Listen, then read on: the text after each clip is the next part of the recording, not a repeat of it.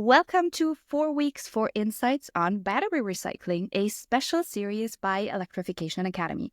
My name is Veronika Wright, and I am a battery consultant and founder of Electrification Academy, a B2B knowledge platform in the electrification space.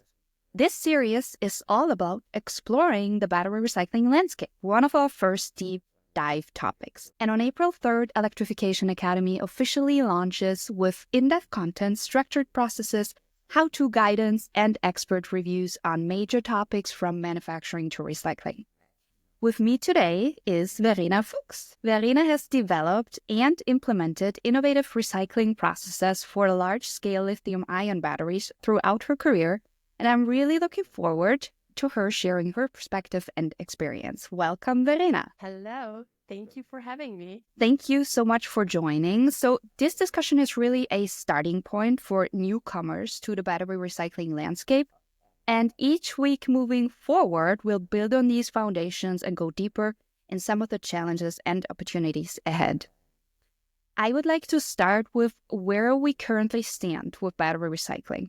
Verena, maybe can you share insights into what you've observed in large-scale battery recycling in Europe over the past decade? Yeah, sure. Well, I would say in the last 10 years, there were significant changes, especially in this large-scale battery recycling infrastructure. If I think back, when I started working in the automotive battery industry in 2015, the focus was mainly to kind of push and speed up this change to drive electric. Like, that was the focus. I mean, there was already existing research groups and companies who looked into battery recycling, but most of the batteries were processed like as an additional material stream in, for example, pyrometallurgical processes. There was very little equipment available on the market that was really dedicated for lithium-ion batteries.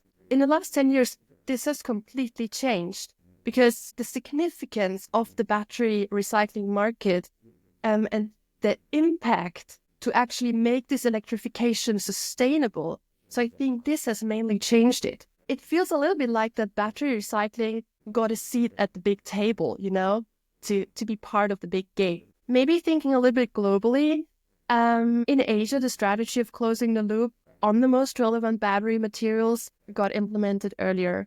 And Asia is still ahead of Europe or of the US. However, we're trying to catch up, no? Maybe one last thing to highlight here is definitely the policy framework that also changed significantly. So just one example, of course, the EU battery regulation that mandates recycling rates and that mandates recycled content in a new battery. So those were already a lot of things. What do you think, Veronika? I think I would definitely agree on many of the things that you mentioned. Also, when I started in the battery development space, nobody really was thinking about what happens when they reach their end of life. Will we reuse them? Will we recycle them? But of course, naturally, we have to close the loop. And this is why we're talking. So Now the EV battery recycling landscape involves several different stakeholders. So usually there isn't just one company that handles everything. And I would say that especially in the US, it definitely feels a bit like the Wild West as the ecosystem is still developing. Could you give an overview of like the key stakeholders involved in the battery recycling process in general? Yeah, of course. The Wild West. I love the naming. I mean, I think that's definitely a good description of what we're facing today, because the market is growing rapidly and at the same time tries to establish standards while still getting disrupted. I do believe that the key stakeholders to answer your question are definitely the ones who actually are producing and designing those batteries. So that could be cell manufacturers, that could be OEMs, then also the ones that own the batteries. So this can be individuals. This could be you and me driving electric, but this could also be like a company who is operating a battery energy storage system. But then in addition, of course, the one who received the batteries, the end-of-life batteries. This could either be a kind of collection scheme. It could be someone who diagnoses the batteries if they're already end-of-life or can be used in a second life. And the ones or the companies who recycle them, of course. So there are lots of different stakeholders involved that maybe also make the managing of it quite challenging. In my opinion, the collection of the batteries is highly underestimated, because without this collection, a battery does not even reach the processing facility. So that's a real deal breaker. Yes, and we really want to look at the big picture, like you said, really collecting them, transporting them, inspecting them, storing them, and at some point recycling them and recovering the raw materials. Now, let's walk through the battery recycling core stages one by one. We have already mentioned some of them. And I would really like to get your insights on kind of the current status and some of the challenges, and then also innovations in each. So let's start with collection and transportation of batteries. This is a big topic. Transportation of batteries in general is expensive and often complicated by different definitions of waste, of hazardous waste, new versus damaged batteries. Regulations play a critical role, and navigating them is not easy, especially when you transport across regions in Europe.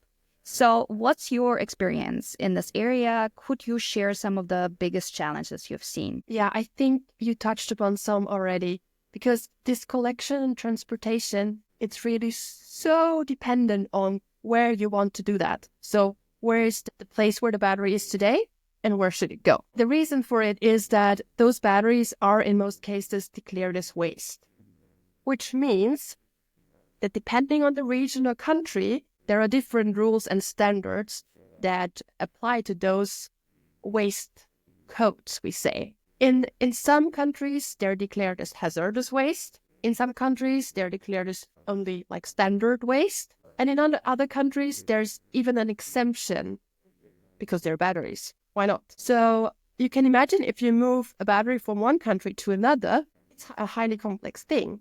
And to go a step further, even like this import or export movement to another location needs to be very well documented. In some cases, you need an approval by authorities. But the good news is that there is a light at the end of the tunnel, because those complications are being harmonized by the EU, hopefully soon, because there are going to be harmonized waste codes for batteries and even some intermediate materials within the battery recycling process. So this hopefully makes the complete battery recycling landscape, at least in the European Union, easier and more efficient. Thank you for sharing that. Super interesting. Now, the next core stage that we want to discuss is incoming inspection and storage. So once batteries go through that complex jungle of transportation and arrive at a destination, either ready to be dismantled or potentially also recycled directly, or maybe even reused, what are some best practices in terms of safely handling them and actually determining their status? Yeah, I mean, one, and first of all, would be, of course, data exchange. I mean, it's not nice if a recycler receives a compromised battery without knowing. So if we receive batteries, very often they're not labeled, or we don't know which chemistry it is or what state of health they are. So there's definitely room for innovation here to have a data management system in place that can do that and also potentially assess them for a second life. One of the most critical things in general in this incoming inspection and storage area is, of course, safety. To ensure this safety, personnel needs to be trained properly, of course. Also for those worst cases, in case there is a fire, how to react. But there can be some basic tools used that increase safety. For example, that could be a thermal surveillance system that's implemented and that can react very quickly and properly in those situations.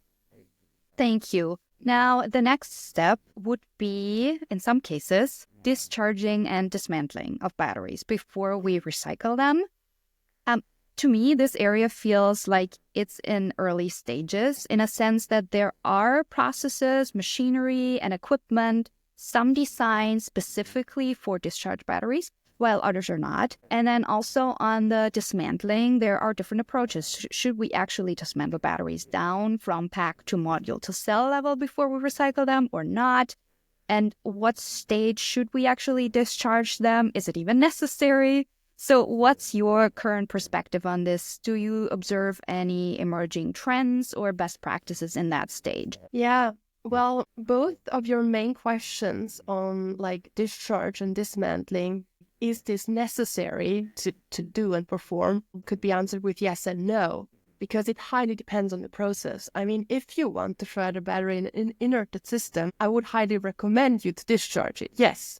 But you could also shred it in a submerged system. So maybe this could accept a non-discharge battery. On the other hand, it's obvious if you have a shredder that can fit the size of, I don't know, a shoebox, I would also highly recommend you to dismantle this battery to that size of the shoebox, that it actually fits inside.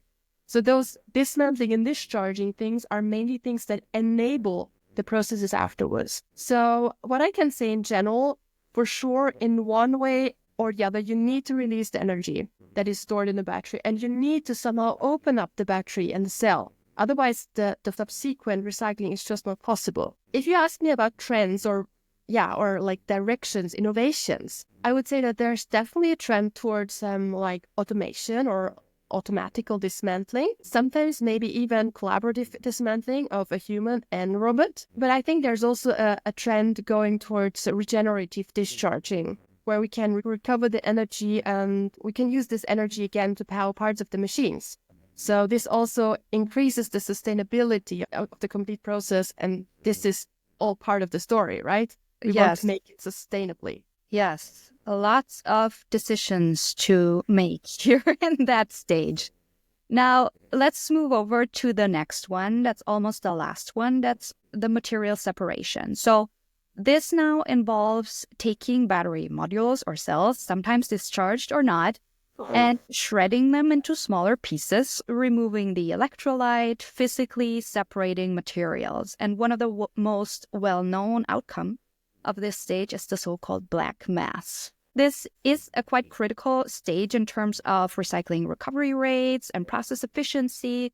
What are your key insights on this stage? Are there any opportunities for innovation that stand out to you? Yeah, I mean, this process is not only critical, it's actually crucial, because here you're really opening up this battery and those cells, and you're removing the desired metals, so the nickel, the cobalt, the lithium, etc., from the other cell parts. Because there is also lots of like housing parts, plastics, big aluminum parts, steel, all of those things that you're maybe not focusing on. So another recycler is taking care of those things. Here is really also the first big influence on the recycling efficiency. So how much of the nickel, the cobalt, and the lithium are actually available for like a following subsequent process. Another important note is that here you can also get other materials in the black mass, right? So you have to be very careful. Those are called impurities. You have to be smart in what machines and technologies you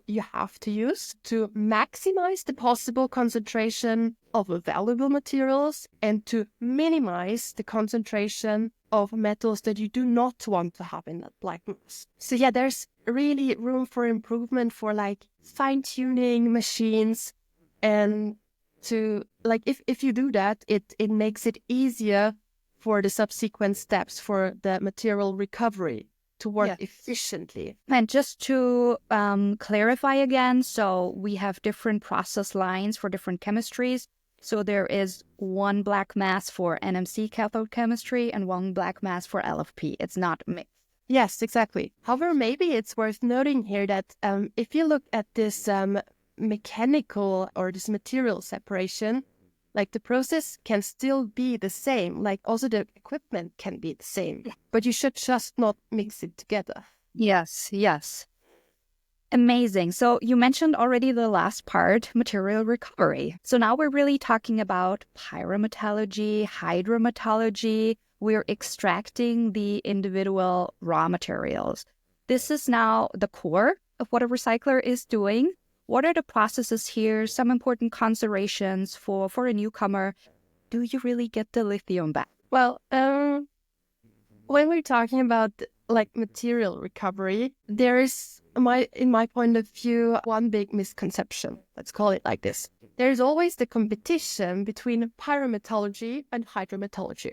But it's so important to understand that after almost every pyrometallurgical process, there follows a hydrometallurgical process. Pyrometallurgy would mean that the complete material is being heated up to very high temperatures. So you can imagine that the material is starting to melt, and then it's building phases, and you can separate those phases. You end up with a granulate that then is further processed in hydrometallurgy. Hydrometallurgy, on the other side, means that there's like a chemical separation between those materials. So you first try to get it in a liquid form, and then you separate those different materials out by adjusting parameters, for example, the pH. Those two technologies are really different, and they're not really competing against each other. So if we focus on this hydrometallurgy, the capacity on the Western market is quite small. So lots of the black mass today is being shipped to South Korea or Indonesia or other countries to be further processed there. Historically speaking, batteries have been processed mostly in pyrometallurgy because no other dedicated lithium-ion battery recycling equipment has been available or installed. And to touch on your last question, yes, it's definitely possible to recover the lithium. This area is not as established as recovering nickel or cobalt. And I think because of that, lithium recovery faces lots of innovation currently, possibly also because of the mandate to recycle lithium by the European battery regulation. Thank you so much. These were fantastic insights. Thank you, Verena, for providing an overview and sharing your perspective. Thank you, everyone, for joining us for week 1 of 4 weeks for insights on battery recycling. If you have any questions, please feel free to reach out to us, and we're also inviting everybody to fill out a short feedback form. We're currently bringing all of this, along with much more in-depth information, lessons learned, and a comprehensive mapping of the key areas that we discussed today into our platform. This includes actual service providers, as well as product and equipment suppliers in the US and Europe to start out with. In the coming weeks, we'll dive deeper into the core stages of battery recycling. We'll explore business models, hear firsthand insights from recycling founders. We'll discuss regulations and standards, so a lot to come. And again, this is just a fraction of the content you can expect once our platform goes live on April 3rd. To stay in the loop, sign up for updates at 𝗥𝗲𝗵𝗿𝗲.com and connect with us on LinkedIn for more insights and resources. Thank you so much, and see you next week. Bye. Bye-bye.